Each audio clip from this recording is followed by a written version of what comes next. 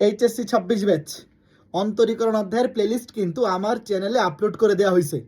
অন্তরীকরণ অধ্যায়ের এফআরপি 25 ব্যাচে নেওয়া আমার যে 5টা ক্লাস, এই 5টা ক্লাস যদি ভালো মতো কভার করো তাহলেই এইচএসসি পরীক্ষায় এই অধ্যায় থেকে যা আসতে পারে সব কিছু কভার হয়ে যাবে।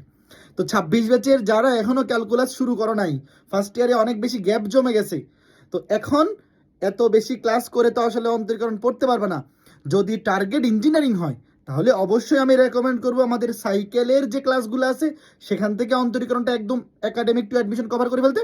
বাট যাদের টার্গেট মেডিকেল বা ভার্সিটি, তোমরা যদি জাস্ট আমার ইউটিউব চ্যানেল থেকে এই যে এখানে দেখো টোটাল 5টা ক্লাস আছে, এই 5টা ক্লাস যদি করে ফেলতে পারো কমপ্লিট, তাইলে অন্তরীকরণ বোর্ড পরীক্ষার জন্য যা কিছু দরকার সব কিছু কভার হয়ে যাবে।